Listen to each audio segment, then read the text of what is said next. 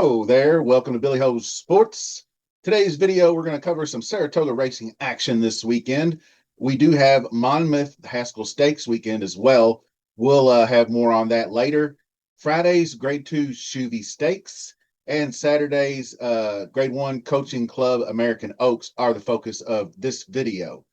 A couple of housekeeping items to cover. Like I said, the Haskell preview show is actually out.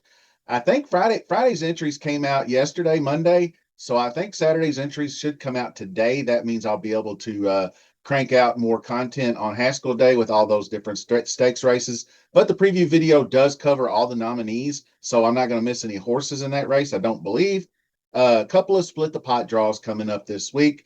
Check the description for the details. Subscribing, leaving the comment gets your name in the draw, smashing that like button. Use the hashtag BHS to help promote the channel. And in the comments, give me your Shuvee or American Oaks. Give me a value play out of those. And we'll get right into the action here with the Shuvee first. Let's take a look at the contenders. Grade 2 Shuvee is 1.125 miles on the dirt track at Saratoga.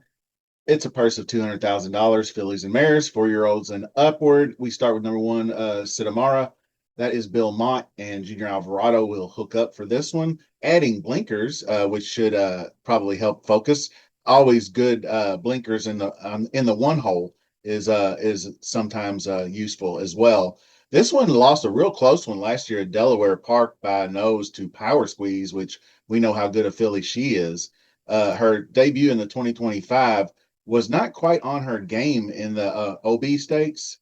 A couple of rivals that are in this race went for the win and place there, but I don't know that Mott had her fully cranked up because her recent works are really sharp. So with the addition of blinkers and the sharp workouts, the hot trainer combo, 4 wins and 14 starts, 4 wins, 3 seconds, 2/3. I wouldn't leave this one out of your exotics play. Probably not going to go for the win, but we go to number 2 Gunsong, who's a pretty interesting one, obviously sired by a gun runner, Mark Hennig, and Johnny V will hook up here.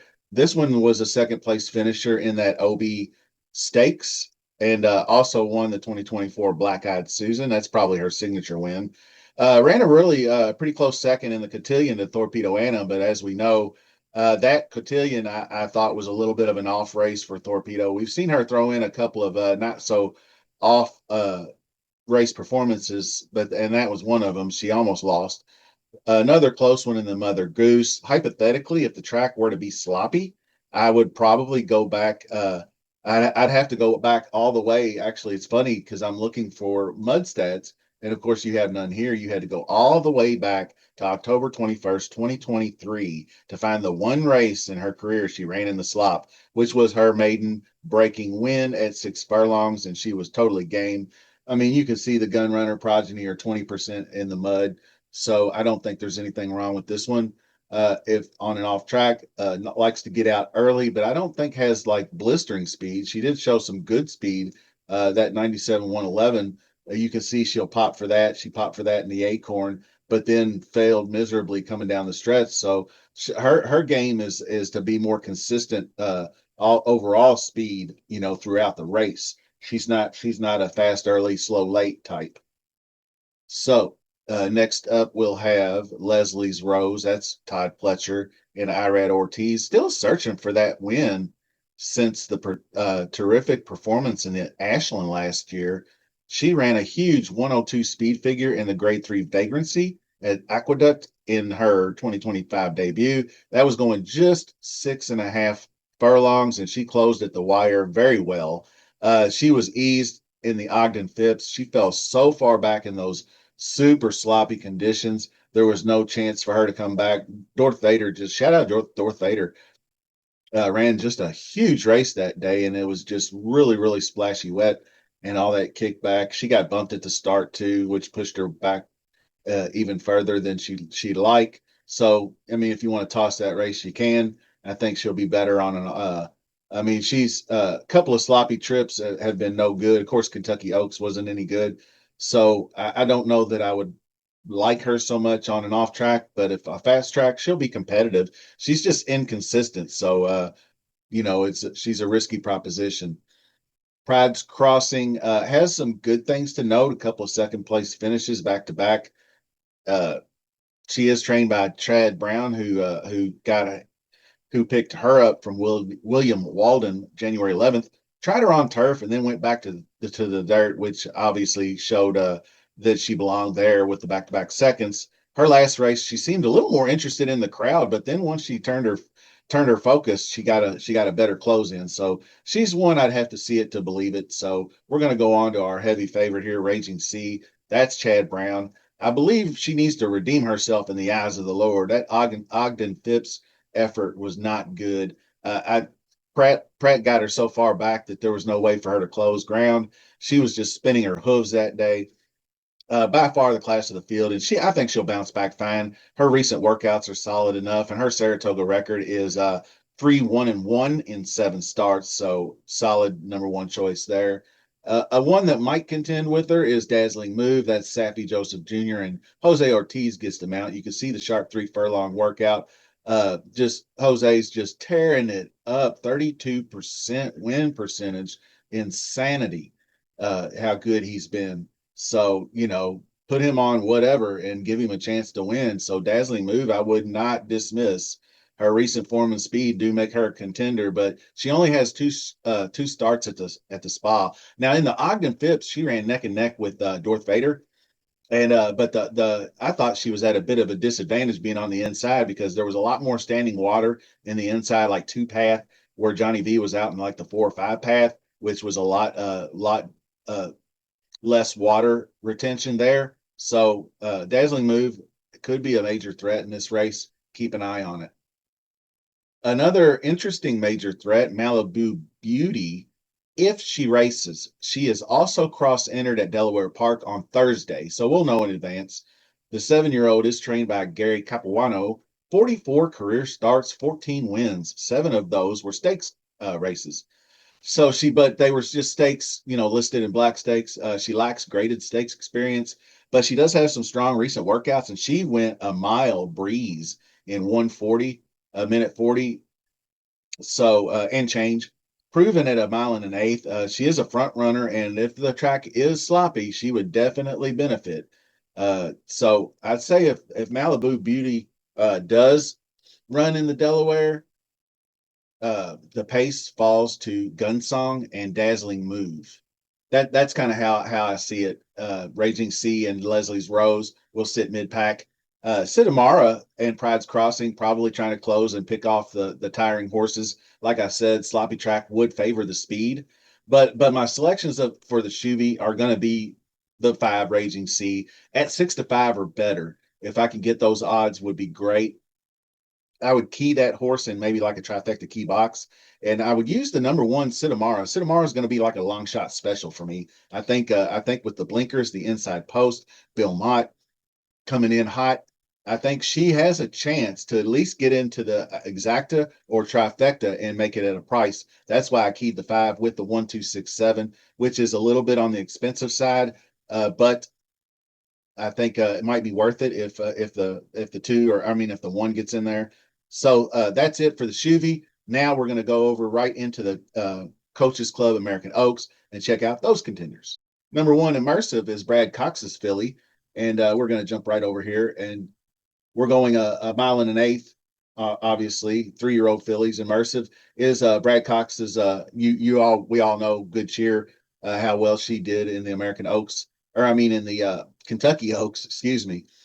And so this one was the horse Cat's Meow, whatever, before Good Cheer. She ran off 4 straight, you can see right there, including the Breeders' Cup Juvenile Fillies champion. And then she got a bone bruise and had to leave the trail. So she debuted at Churchill Downs in the Monomoy Girl as a huge favorite, but was upset down the stretch when she went head to head with Take Charge Milady. And Cox was pleased with the effort, said she needed that race, and said she galloped out very well. I think she's going to be locked and loaded, and I'll have a thought on that here in just a minute. So stick around. And then there's Sweet Seraphim. That's Sherry DeVoe, Jose Ortiz, closer in her last 2 races, won both. The Wilton Stakes at Aqueduct was at a mile. She overcame a stumble at the start. She fell 8 lengths back, but she was still able to close.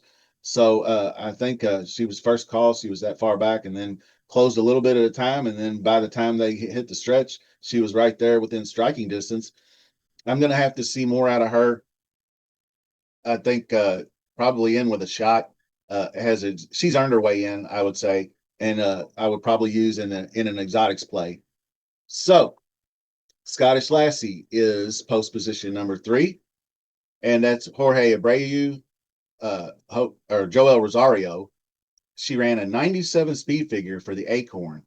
And you see how tough it is to come from off the pace at the spa this meet when it's sloppy. So she really struggled to do so. And I think on a drier track, she'll be more of a threat with her just kind of stalking style, I suppose. She does have some tactical speed. Rosario, pretty aggressive, can get her out early. She is a grade 1 winner, so one to take a look at. And then there's Take Charge Mady, and that's Kenny McPeak, and that's Kendrick Carmouche taking over for Brian Hernandez, being up here at Saratoga. Big 86 speed figure in that neck win over Immersive, and not so good in the Kentucky Oaks. Second in the Ashland. She's pretty consistent. Martha Washington was a big win, the maiden breaker at Oaklawn. So she can run. Those are speed favoring tracks during that time, and she was able to get a couple of wins there coming from off the pace. So I like her enough, but I don't think she wins this race. She is working well coming in though. And Dry Powder is one I don't think will win this race, but Chad Summers, Jose Lascano should keep the pace honest with just 3 starts so far, looking promising with the results. Did lose that head bob to Sweet Seraphim in that Wilton Stakes. I'll need to see more from her, but she is sired by Gun Runner and could hold on for a piece if she gets in a pace battle here with obviously our probable favorite, maybe Lucara. I mean, she looks so good in the Acorn going wire to wire, obviously in the slop.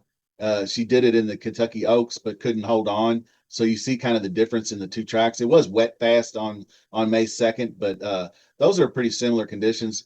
Saratoga is just a lot sandier and deeper when it gets like that. So when those front runners get out there and get on the lead, it's easier for them to hold off the late charging closers. Dylan Davis up once again for Mark Casse. Speed usually prevails on the sloppy sealed track. So if the conditions end up that way, Lucara is going to be hard to beat. But I think if Dry Powder can press her enough, it will set up for one of these stalkers like Immersive. So that's your field for the Coaches Club American Oaks. I'm not going to get cute here. I was hoping for second choice money. Maybe we get 7-5, 8-5 on Immersive. I'm going to pile on just a big win place bet on her and not worry about exotics because there's just too many unknowns with Lucara and Dry Powder and a couple of the other ones crashing around. I just really feel confident Immersive is going to win this race. So I'm just going to go in place and be done with it. And that's all for this show. Be on the lookout, more content. We got the other 2 stakes races coming up. The grade 1 Vanderbilt, or grade 2 Vanderbilt, excuse me, is going to be a huge race. And I really looking forward to that one. So you'll see a video drop today on that. Set your notification bells. I know I don't say this enough, but you won't miss any split the pot draws. And also what I'm going to start doing, if you stuck around this long, is maybe come out with a video. Because like last weekend at Saratoga, it was kind of a mess.